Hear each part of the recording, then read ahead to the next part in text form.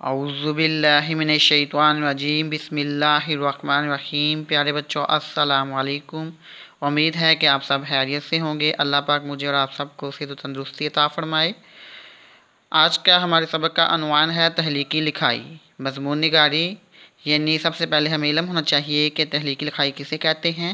تخلیقی لکھائی کا تعارف: اظہار خیال کے دو طریقے ہوتے ہیں، تحریری اور تقریری۔ یعنی تحریری طریقہ لکھ کر بیان کرنا، یعنی کسی چیز کو لکھ کر واضح کرنا، اور تقریری طریقہ یعنی کسی بھی چیز کو بول کر بیان کرنا، یعنی کسی عبارت کو بول کر بیان کرنا یا کسی کو سمجھانا تقریری طریقہ کہلاتا ہے۔ جذبات، احساسات اور خیالات کے اظہار کے لیے تحریری شکل میں یعنی لکھ کر جو باتیں درج کی جاتی ہیں وہ مضمون کہلاتی ہیں۔ مضمون کیا کہلاتا ہے؟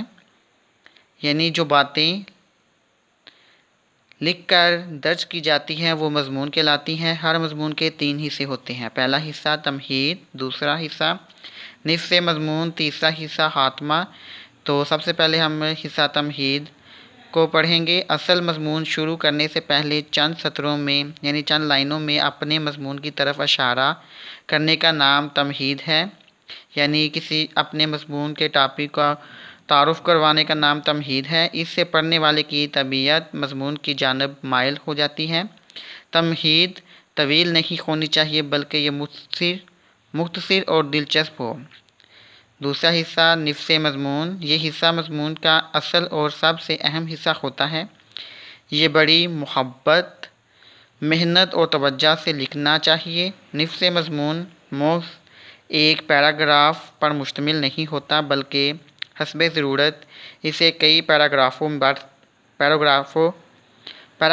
پر تقسیم کیا جا سکتا ہے۔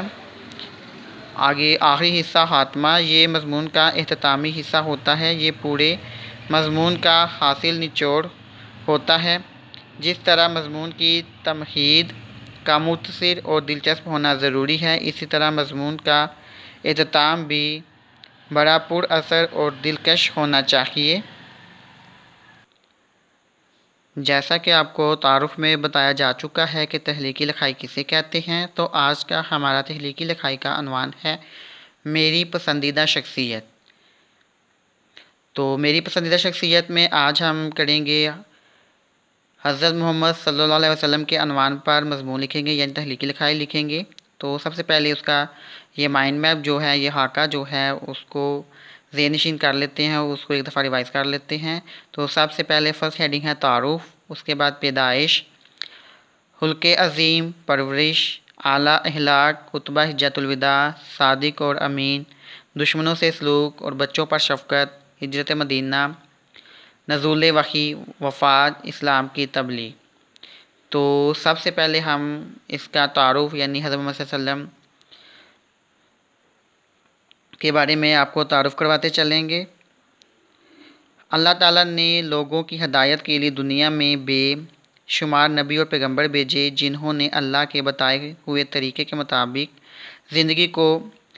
مطابق لوگوں کو زندگی گزارنے کی نصیحت کی، لیکن سب سے آخر میں ہمارے پیارے نبی حضرت محمد صلی اللہ علیہ وسلم دنیا میں تشریف لائے۔ آپ صلی اللہ علیہ وسلم کے بعد اب قیامت تک کوئی بھی نبی یا رسول نہیں آئے گا، کیونکہ آپ صلی اللہ علیہ وسلم پر دین اسلام مکمل ہو گیا۔ آپ صلی اللہ علیہ وسلم پر اللہ تعالیٰ نے اپنی آخری کتاب قرآن مجید نازل کی، جو ایک مکمل ذریعہ ہدایت ہے، یعنی قرآن پاک ایک مکمل ضابطۂ حیات ہے۔ اس کے بعد نیکسٹ پیج پہ پیدائش، یعنی نبی پاک صلی اللہ علیہ وسلم کی پیدائش۔ ہمارے پیارے نبی حضرت محمد صلی اللہ علیہ وسلم عرب کے مشہور قبیلے قریش سے تعلق رکھتے تھے۔ پیارے نبی صلی اللہ علیہ وسلم 12 ربیع الاول 571 عیسوی، یہ اردو میں لکھا گیا ہے، 22 اپریل 571 عیسوی کو مکہ میں پیدا ہوئے۔ آپ صلی اللہ علیہ وسلم کے والد کا نام حضرت عبداللہ تھا۔ آپ صلی اللہ علیہ وسلم کی والدہ کا نام حضرت آمنہ تھا۔